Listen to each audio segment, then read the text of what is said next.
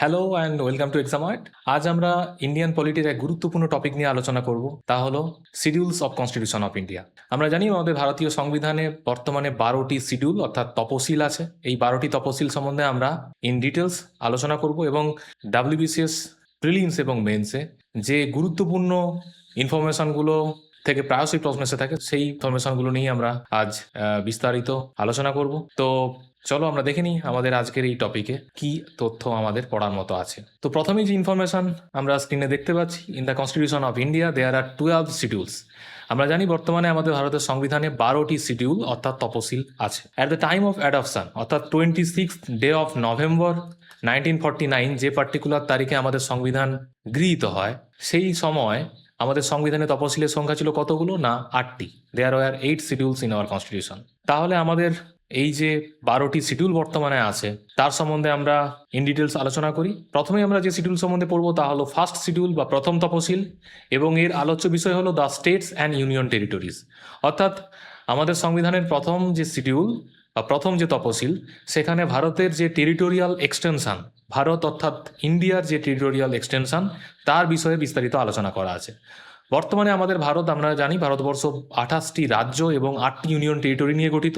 এই 28টি রাজ্য এবং 8টি ইউনিয়ন টেরিটরির নাম এবং তাদের ভৌগোলিক যে বিস্তৃতি তা নিয়ে এখানে বিস্তারিত আলোচনা করা আছে।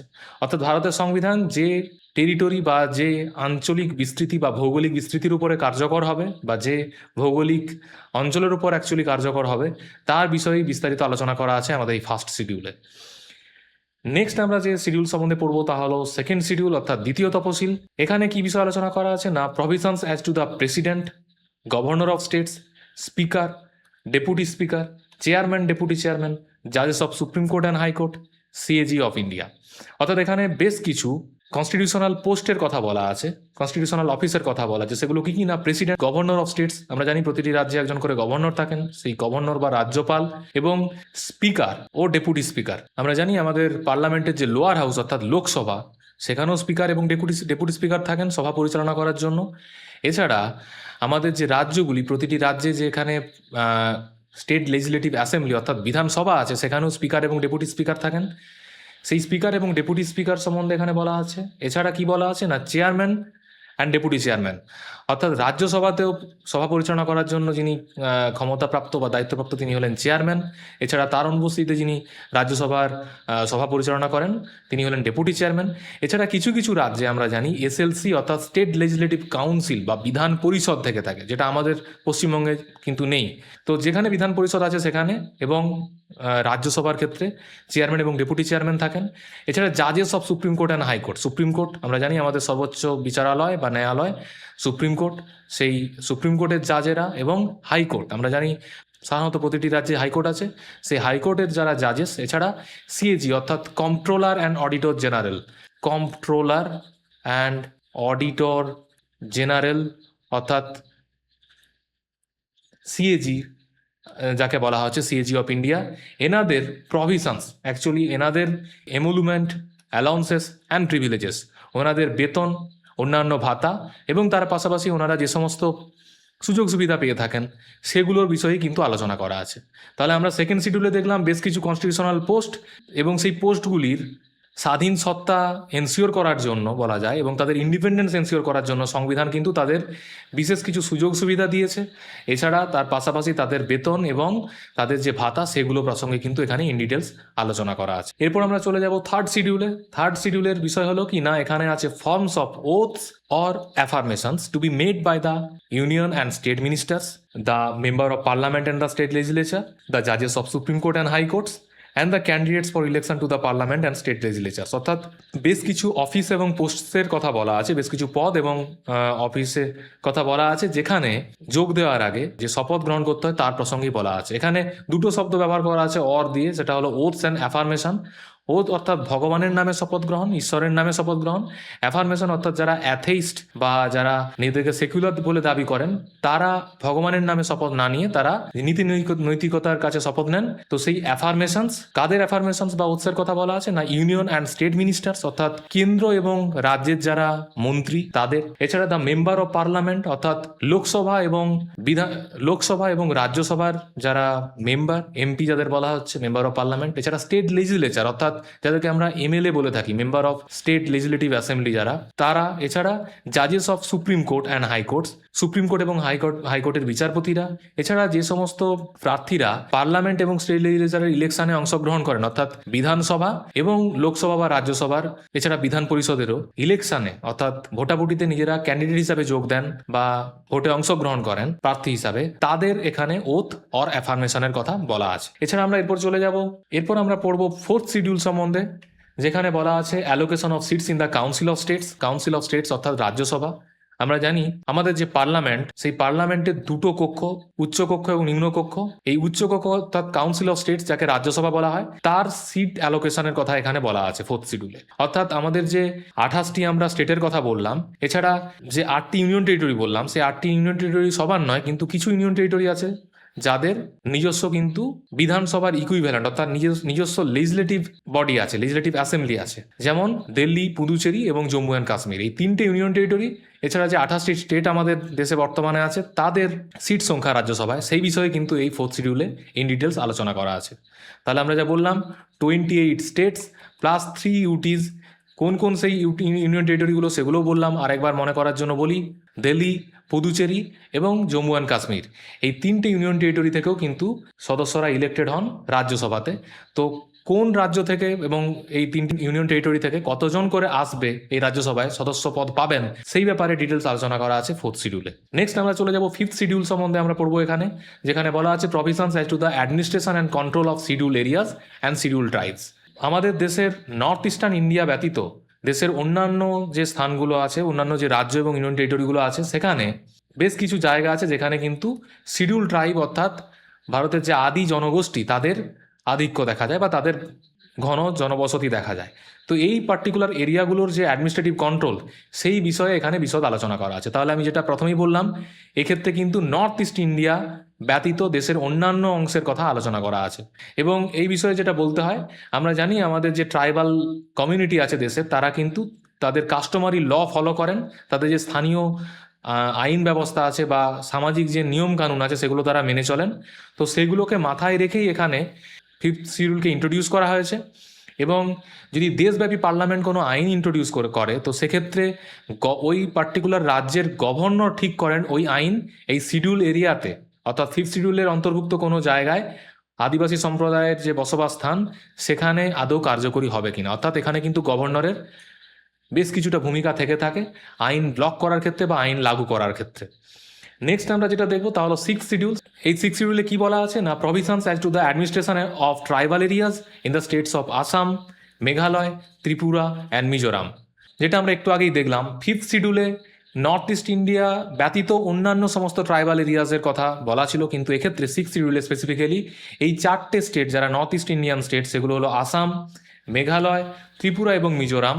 মনে রাখার সুবিধাতে তোমরা AMTM মনে রাখতে পারো, আসাম, মেঘালয়, ত্রিপুরা অ্যান্ড মিজোরাম, AMTM, এই নেমোনিক্স মাথায় রাখবে।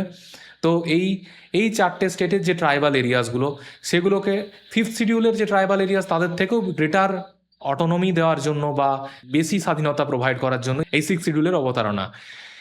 এবং এক্ষেত্রে শুধুমাত্র গভর্নর নয়, এখানে যে লোকাল অটোনোমাস বডি আছে, তাদের কিন্তু ভূমিকা আইন কার্যকর করার ক্ষেত্রে অনেকটাই বেশি। তো আমরা এরপর চলে যাব কোথায় না, সেভেন্থ শিডিউলে মেনলি আলোচনা করা আছে division of power between union and the states in terms of 3 list. অর্থাৎ কেন্দ্র এবং রাজ্যের মধ্যে যে লেজিসলেটিভ রিলেশন, সেটাকে বা লেজিসলেটিভ যে অথরিটি বা পাওয়ার, সেটাকে ডিভাইড করা হয়েছে এবং 3টে লিস্টের মাধ্যমে এই ডিভিশনটা করা হয়েছে। এই লিস্টগুলো কি না, লিস্ট 1, লিস্ট 2 অ্যান্ড লিস্ট 3। এবং এই লিস্ট 1কেই বলা হয় ইউনিয়ন লিস্ট, এবং লিস্ট 2কে বলা হয় স্টেট লিস্ট, এবং লিস্ট 3 এর আরেক নাম হলো কনকারেন্ট লিস্ট। অর্থাৎ আরও খোলসা করে বললে, রাজ্য এবং কেন্দ্র দুজনেরই আইন তৈরি করার ক্ষমতা আছে। আমরা জানি রাজ্যের ক্ষেত্রে বিধানসভা, যেখানে MLA-দেরকে আমরা আমাদের প্রতিনিধিত্ব করার জন্য পাঠায়, সেই বিধানসভার ক্ষমতা আছে আইন প্রণয়ন করার রাজ্য জুড়ে।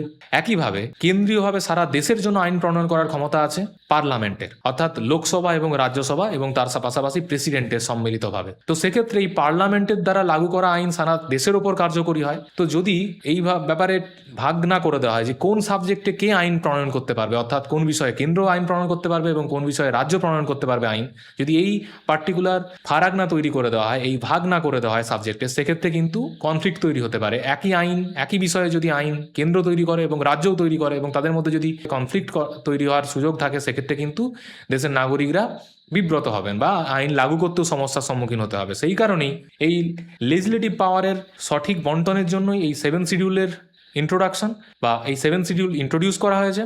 এবং সেক্ষেত্রে আমরা দেখছি তা করা হয়েছে 3টে লিস্ট ইন্ট্রোডিউস করার মাধ্যমে। সেই লিস্টগুলি হলো লিস্ট 1, লিস্ট 2 অ্যান্ড লিস্ট 3, বা union list, state list and concurrent list. Union list নাম শুনেই বোঝা যায় যে এই বিষয়ে ইউনিয়ন অর্থাৎ কেন্দ্রের ক্ষমতা আছে আইন প্রণয়ন করার। স্টেট লিস্ট অর্থাৎ এই লিস্টের যে বিষয়গুলো, সে বিষয়ে রাজ্য তার ক্ষমতা আছে এই বিষয়ে আইন প্রণয়ন করার। কনকারেন্ট লিস্ট বা লিস্ট 3 হলো সেই লিস্ট, এখানে যে বিষয়গুলো অন্তর্ভুক্ত আছে সেই বিষয়ে কিন্তু কেন্দ্র এবং রাজ্য দুজনেই আইন প্রণয়ন করতে পারে। তো সেক্ষেত্রে তোমাদের মাথায় প্রশ্ন আসতে পারে, তো আমরা যাতে একই সাবজেক্টে 2 জন অর্থাৎ কেন্দ্র এবং রাজ্য আইন প্রণয়ন করতে না পারে, কারণ আইন প্রণয়ন করলেই কনফ্লিক্ট বা বিরোধের সম্ভাবনা থেকে থাকে, তো সেক্ষেত্রে কনকারেন্ট লিস্টের যে বিষয়গুলো সেগুলোর ক্ষেত্রে তো বিরোধের সম্ভাবনা থেকেই গেল।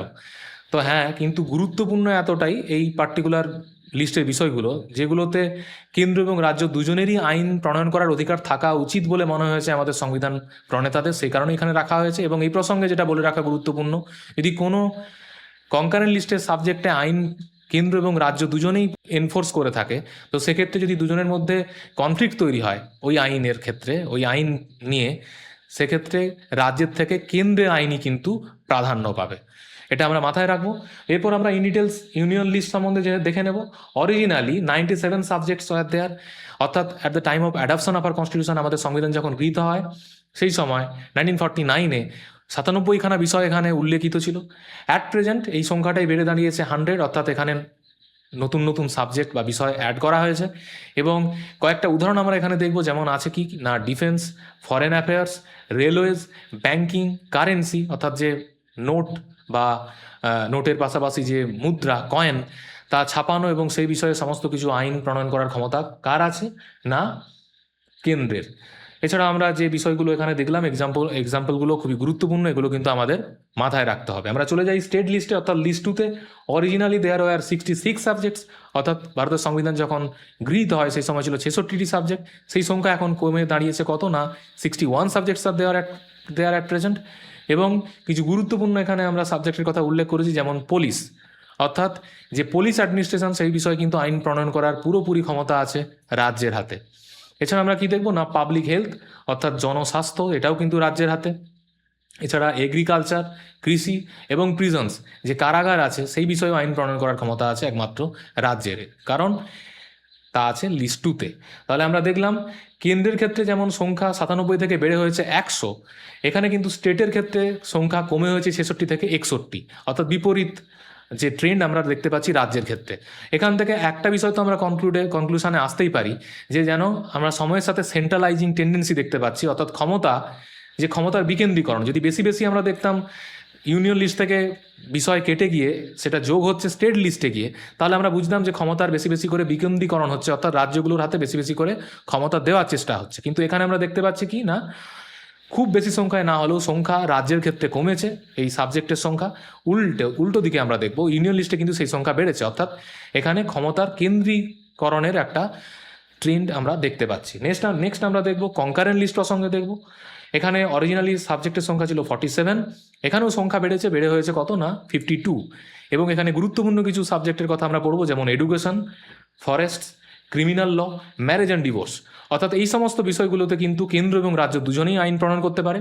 এবং আমরা একটু আগেই বললাম, যদি একই বিষয়ে ধরে নিলাম এডুকেশন ফর এক্সাম্পল, এই বিষয়ে কেন্দ্র এবং রাজ্য যেহেতু দুজনেরই আইন প্রণয়ন করার ক্ষমতা আছে, এবং কেন্দ্র এবং রাজ্য যদি এডুকেশন রিলেটেড এমন কোনো আইন প্রণয়ন করে যেখানে দুজনের মধ্যে অন্তর্ঘাতের সম্ভাবনা তৈরি হয়, সেক্ষেত্রে কিন্তু কেন্দ্রের আইন প্রাধান্য পাবে।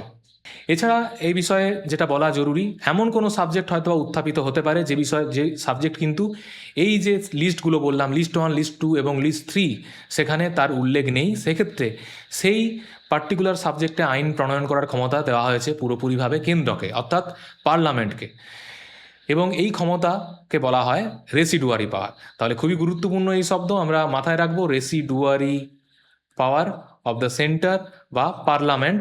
অর্থাৎ এই তিনটে লিস্টের বাইরেও যদি কোনো বিষয় থেকে থাকে সেই বিষয়ে কিন্তু ক্ষমতা আছে কেন্দ্রেরই একমাত্র আইন প্রণয়ন করার। নেক্সট আমরা চলে যাব কোথায় না, 8th শিডিউল সম্বন্ধে পড়বো, এবং এখানে বলা আছে mainly languages, mainly official languages প্রসঙ্গে বলা আছে এই 8th শিডিউলে। এবং যেটা এখানে দেখার বিষয়, at the time of adoption অর্থাৎ অরিজিনালি ভারতের সংবিধান যখন গৃহীত হয় সেখানে এই অফিসিয়াল ল্যাঙ্গুয়েজের সংখ্যা ছিল কত না 14। বর্তমানে সেই সংখ্যা গিয়ে দাঁড়িয়েছে কততে না 22টি। অর্থাৎ বিভিন্ন সময় সংবিধান সংশোধন করার মাধ্যমে নতুন 8টি ল্যাঙ্গুয়েজ যোগ করা হয়েছে আমাদের এই 8th শিডিউলে। এবং এই প্রসঙ্গে বলে রাখতে হয় যে লাস্ট 4টে ল্যাঙ্গুয়েজ অ্যাড হয়েছে, সেগুলো হলো বোড়ো, ডোগরি, মৈথিলি এবং সান্থালি। এই 4টে ল্যাঙ্গুয়েজের কথা তোমরা মাথায় রাখো, আমরা পরবর্তীকালে ইন ডিটেলস আরও এই বিষয়ে পড়বো। তো নেক্সট আমরা যেটা দেখবো, এখানে কিন্তু যেটা বলার বিষয়, আমাদের দেশের কিন্তু কোনো জাতীয় ভাষা বা ন্যাশনাল ল্যাঙ্গুয়েজ নেই। যা আছে তা হলো অফিসিয়াল ল্যাঙ্গুয়েজ বা রাজভাষা, অর্থাৎ অফিসিয়াল অ্যাক্টিভিটি বা day to day activities maintain করার জন্য বা কমিউনিকেশন পারপাসে আমাদের দেশের যে অফিসিয়াল ল্যাঙ্গুয়েজ, সেই ল্যাঙ্গুয়েজগুলোই তার বর্তমান সংখ্যা হলো কত না 22। এ প্রসঙ্গে তোমাদেরকে বলার মতো আরও কিছু ইম্পর্ট্যান্ট ইনফরমেশন, আমাদের দেশে মিনিস্ট্রি অফ কালচার কিছু গুরুত্বপূর্ণ ভাষাকে এবং যারা প্রাচীন এবং এনরিচড কিছু ল্যাঙ্গুয়েজ, তাদেরকে কিন্তু ক্লাসিক্যাল ল্যাঙ্গুয়েজের তকমা বা স্ট্যাটাস দিয়ে থাকে।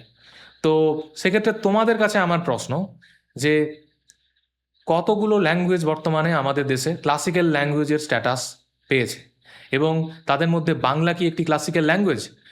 গুরুত্বপূর্ণ এক প্রশ্ন। আমি এর উত্তর এখানে বললাম না, তোমরা যারা এই প্রশ্নের উত্তর জানো তারা এই ভিডিওতে কমেন্ট করে অবশ্যই জানাও। তো চলো আমরা দেখে নিই পরের শিডিউলে কি আছে না 9th শিডিউল। তো এই পর্যন্ত এখন পর্যন্ত আমরা যে শিডিউলগুলো পড়লাম, অর্থাৎ প্রথম 8টি শিডিউল, এগুলো কিন্তু ভারতের সংবিধান যখন গৃহীত হয় অর্থাৎ 26 November 1949, সেই সময় কিন্তু সংবিধানে ছিল। এরপর যে শিডিউল অর্থাৎ 9 শিডিউল থেকে 12তম শিডিউল অর্থাৎ 12 শিডিউল পর্যন্ত শিডিউলগুলো কিন্তু সময়ের সাথে অ্যামেন্ডমেন্ট করে অ্যাড করা হয়েছে, অর্থাৎ সংবিধান সংশোধনী আইন পাস করার মাধ্যমে সেগুলোকে ইন্ট্রোডিউস করা হয়েছে। সেরকমই একটি শিডিউল হলো এই 9th শিডিউল। এই প্রসঙ্গে আমরা কি দেখবো না, এখানে বলা আছে validation of certain acts and regulations, বেশ কিছু আইন যেগুলো মেনলি ল্যান্ড রিফর্মস রিলেটেড, অর্থাৎ ভারতের যে জমিদারি সিস্টেম ছিল, যে ভারতে মধ্যস্বত্বভোগীদের যে রমরমা ব্যাপার স্যাপার ছিল, সেটাকে ধ্বংস করে যারা প্রকৃত চাষি তাদেরকে ক্ষমতা দেওয়ার জন্য, তাদেরকে জমির মালিকানা দেওয়ার জন্য যে ল্যান্ড রিফর্মস আনা হয়েছিল সারা দেশ জুড়ে, তো সেই আইনগুলো যাতে ফান্ডামেন্টাল রাইটসের ভায়োলেট করছে এই অজুহাতে যাতে সেই আইনগুলোকে খারিজ করে না দেওয়া যায়, সেই কারণে এই 9th শিডিউল ইন্ট্রোডিউস করা হয়েছিল। এবং সে কথা এখানে বলা আছে validation of certain acts and regulations, it was added by the first amendment act of 1951, অর্থাৎ সংবিধান সংশোধনী বিল এবং প্রথম সংবিধান সংশোধনী বিল সেটা কবে পাস হয়েছিল না 1951-এ, এবং তার মাধ্যমে ইন্ট্রোডিউস করা হয়েছিল এই 9th শিডিউল। এবং ইনিশিয়ালি এখানে 13টি আইনকে ইন্ট্রোডিউস করা হয়েছিল, এবং পরবর্তীকালে বিভিন্ন সময় এখানে এই ল্যান্ড রিফর্মস রিলেটেড আইন যোগ হতে হতে এই সংখ্যা গিয়ে দাঁড়িয়েছে কত না 284 বর্তমানে অর্থাৎ এখানে এই 9th শিডিউলে 284টি আইন আছে। এই প্রসঙ্গে যেটা বলে রাখার বিষয়, acts added to this schedule before 24th of April 1973 are immune to judicial review. Judicial review কথার অর্থ কি? পার্লামেন্ট কোনো আইন কার্যকর করলে সে আইন সংবিধান পরিপন্থী কিনা সেটা বিচার করার ক্ষমতা আছে ভারতের সুপ্রিম কোর্টের, অর্থাৎ এই সুপ্রিম কোর্টের ক্ষমতাকেই বলা হচ্ছে জুডিশিয়াল রিভিউ এর পাওয়ার বা জুডিশিয়াল রিভিউ, এই প্রসেসটাকেই বলা হয়। তো এক্ষেত্রে যেটা বলার বিষয়, 9th শিডিউল যেটা আমি একটু আগেই বলছিলাম, যেহেতু ল্যান্ড রিফর্মস রিলেটেড বিষয় এখানে বলা ছিল, তাই এখানে জমিদার শ্রেণীর মানুষজনের যে স্বার্থহানির ব্যাপার এখানে ইনভলভ ছিল, তার কারণ তাদের কাছ থেকে জমির অধিকার কেড়ে নিয়ে সাধারণ মানুষ যারা প্রকৃতই ওই জমিগুলো চাষ করছিলেন তাদের হাতে জমির মালিকানা তুলে দেওয়ার ব্যাপার স্যাপার এখানে ছিল। সেক্ষেত্রে যাতে এই আইনগুলোকে ফান্ডামেন্টাল রাইটসকে ভায়োলেট করছে এই অজুহাতে না খারিজ করা যায়, অর্থাৎ জুডিশিয়াল রিভিউয়ের সাহায্য নিয়ে যাতে এই আইনগুলোকে খারিজ না করা যায়, সেই কারণেই এই বিষয়ে এনশিওর করা হয়েছিল যে এই আইনগুলো হবে ইমিউন ফ্রম জুডিশিয়াল রিভিউ, অর্থাৎ জুডিশিয়াল রিভিউয়ের থেকে এরা সুরক্ষিত থাকবে। কিন্তু পরবর্তীকালে যে এক ল্যান্ডমার্ক জাজমেন্ট সুপ্রিম কোর্টের আসে, সেটাকে এই বিষয়ে আমরা পরবর্তীকালে পড়ব। তার ডেট হলো 24 এপ্রিল 1973 এবং এই কেস বিখ্যাত কেস কেশবানন্দ ভারতী কেস। তো এই পার্টিকুলার কেসের জাজমেন্ট অনুযায়ী জুডিশিয়াল রিভিউকে আমাদের সংবিধানের মূল কাঠামোর অংশ হিসেবে ঘোষণা করা হয় এবং সেক্ষেত্রে বলা হয় যে কোনোভাবেই এই 9 শিডিউলের মধ্যে কোনো আইনকে ইন্ট্রোডিউস করে তাকে জুডিশিয়াল রিভিউ থেকে আটকানো যাবে না।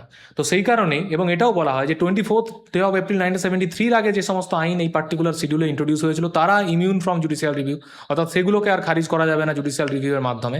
কিন্তু তার পরবর্তীকালে অর্থাৎ এই পার্টিকুলার ডেটের পরে যে সমস্ত আইন এখানে ইন্ট্রোডিউস হবে বা অ্যাড হয়েছে সেগুলো কিন্তু জুডিশিয়াল রিভিউয়ের আওতায় আসতেই পারে।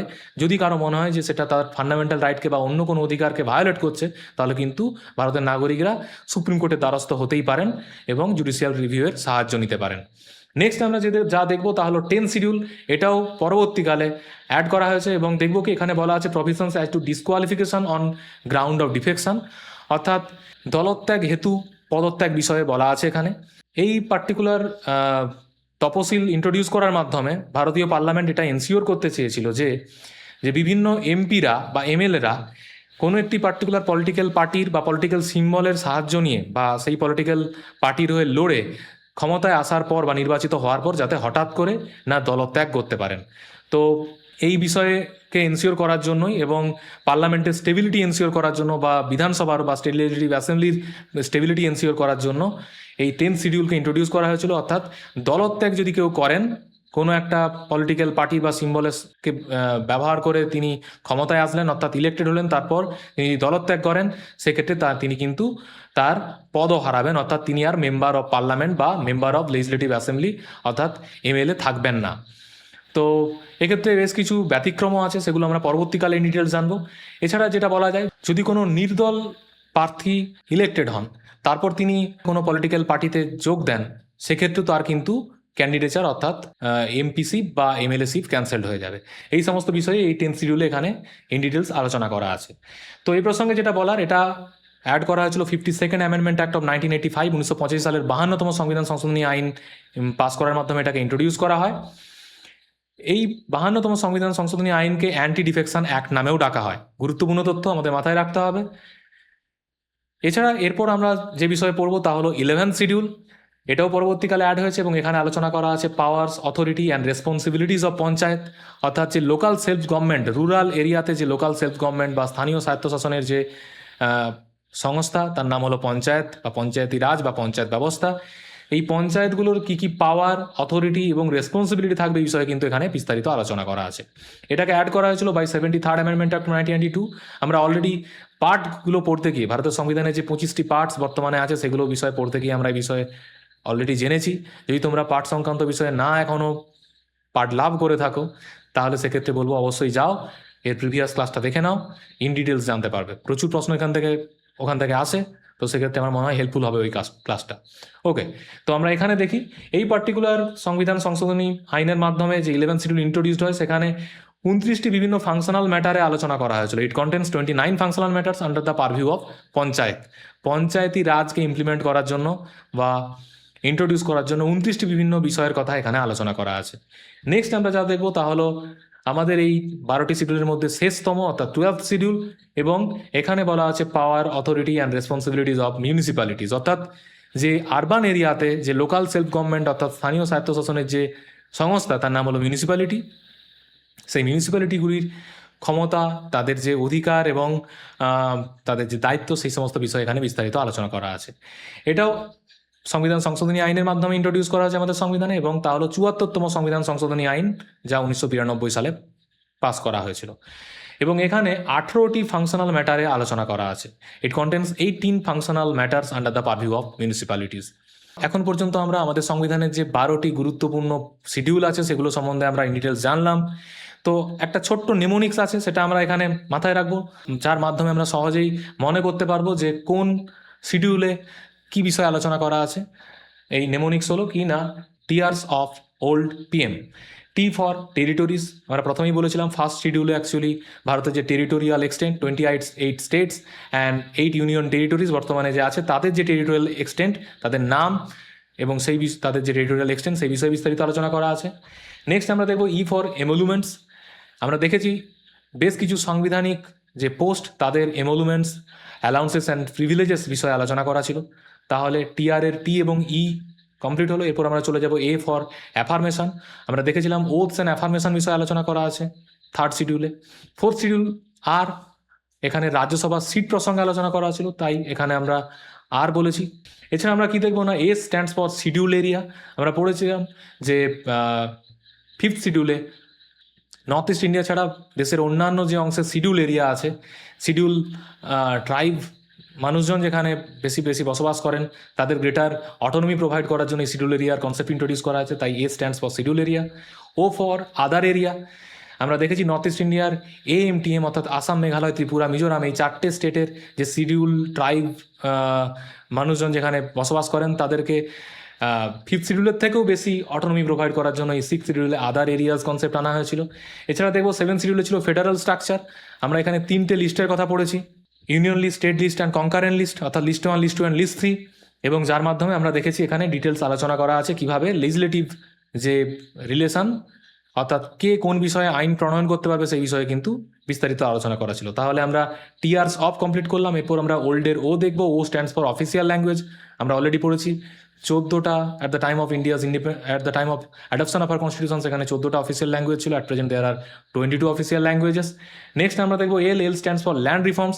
আমরা দেখেছি 9th শিডিউলে অ্যাকচুয়ালি ফার্স্ট অ্যামেন্ডমেন্টের মাধ্যমে 1951 ইন্ট্রোডিউস করা হয়েছিল ল্যান্ড রিফর্মস রিলেটেড বেশ কিছু আইন, যেগুলোকে জুডিশিয়াল রিভিউয়ের হাত থেকে বাঁচানোর জন্য এবং জমিদারি প্রথার অবলুপ্তি সাধনের জন্য ইন্ট্রোডিউস করা হয়েছিল। এই বিষয়ে আমরা দেখেছি D stands for anti defection.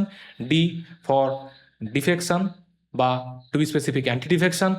আমরা দেখেছি দলত্যাগ হেতু পদত্যাগ বিষয়, তাহলে D stands for anti defection. Next P for panchayat and M for municipality. তাহলে আমাদের সহজেই মনে থাকবে টিয়ার্স অফ ওল্ড পিএম। এই পার্টিকুলার নেমোনিক্স তোমরা মাথায় রাখলে সহজেই মনে করতে পারবে কোন শিডিউলে কোন বিষয়ে আলোচনা করা আছে। আমাদের এই ইন্ডিয়ান পলিটিক্সতে ভারতের সংবিধানে যে শিডিউল প্রসঙ্গে পড়ার মতো গুরুত্বপূর্ণ ইনফরমেশন ছিল এগুলোই। আশা করি তোমরা এখান থেকে ক্লাসটা করার সময় তোমাদের নিজস্ব নোটস তৈরি করে ফেলেছো, সেখান থেকে রিভিশন দাও। তোমাদের যদি কোনো কিছু জিজ্ঞাসা থেকে থাকে সেটা তোমরা অবশ্যই কমেন্ট করে এই ভিডিওর কমেন্ট সেকশনে কমেন্ট করে জানাতে পারো। কোনো প্রশ্ন থাকলে অবশ্যই জিজ্ঞেস করো। যদি এই ক্লাস তোমার ভালো লেগে থাকে বা যদি মনে হয় সামান্যতম তোমার উপকার এসেছে, then please like and share with your friends. তোমার যে বন্ধু বান্ধবরা পরীক্ষার জন্য প্রস্তুতি নিচ্ছে তাদের সাথে শেয়ার করো, আমার মনে হয় তারাও উপকৃত হবে এখান থেকে। যদি এখন না সাবস্ক্রাইব করে থাকো, then please do subscribe to this channel. Thanks for watching. See you again. See you soon.